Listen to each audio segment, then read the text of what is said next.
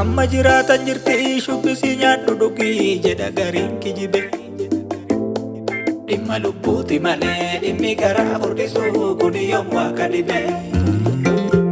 Yoo buddeenaaf ta'ee nama akka kee kuma shaniifuu buddeen shaniree. Laal garaa jaalalaa suma si oolambisuuf mataa koreetti diree. Yoo bishaanis ta'ee lafa gogaa goggogaa keessaa dhagaa rukuta. As qabimee gurra kee manya haqaasan tuqee nama garaa si kuta. Nama garaa si kuta.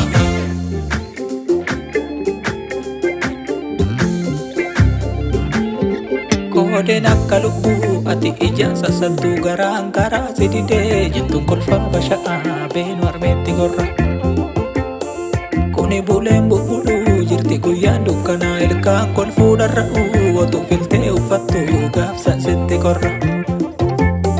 Gaasheen akka manaa jala teessee baqattee aduu sirraa qolatu otuu deemuun nafitaa beeki guyyaa san darbu. Kun hundumtuu dhabamee onus wanta abdatamu Yesuus abbaan tokkichi gaaddisa isaa jalatti aduun du'aa sin argu.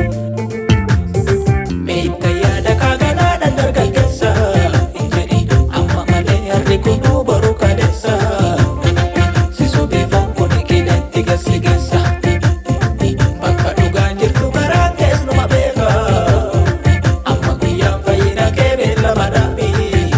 Maarka baduu keetti kottu kala yaabi. Akka ilmoo hoolaa kalmaarsaatti dhiyaatu callise inni barwaa kuma sumaaf nama fakkaate. Oduu dhageessu garaan kee maaf jabaate. Inni si waamu kun abbaa keetii owwaadhu maaloo. Yaada lakkuu ta'uun kisaaraaf nama sooti.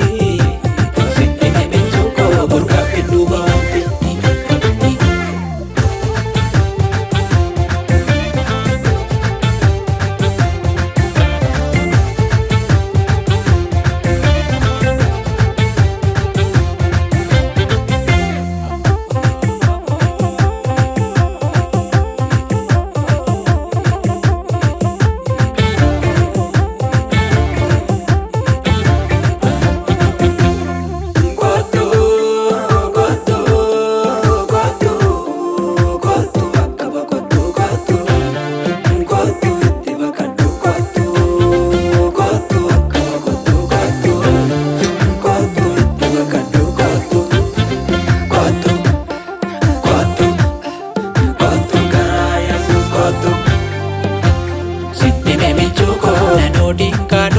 Taloo qabattee sitti namichuu koo ejjentu ni dacha'uu fi maal malattee. Sitti namichuu koo maaliif lama duutaa dafii maladhu. Sitti namichuu koo harka kee ol kaasii gooftaa fudhadhu. Sitti namichuu koo ofiin ofin sobiini dafii of dhaqqabi. Sitti namichuu koo maqaa kee harka waaqatti dafii masaggabi.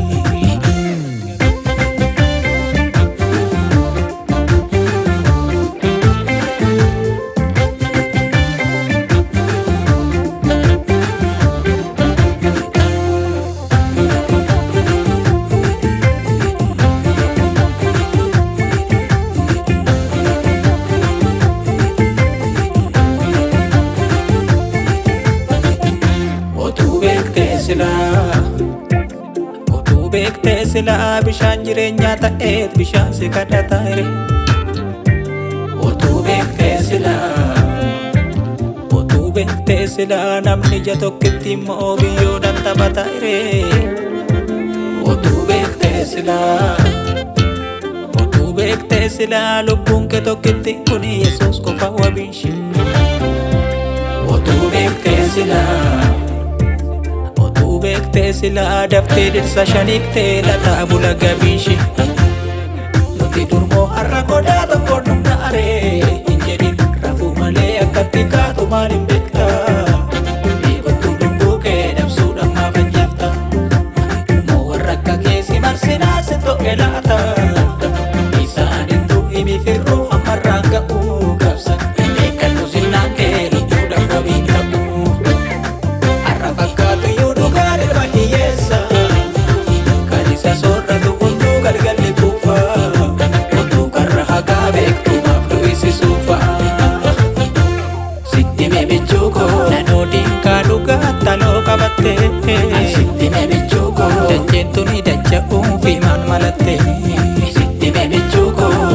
lama duutaa dafii maladhu. Sitti mee michuu koo harka kee ol kaasii gooftaa fudhadhu.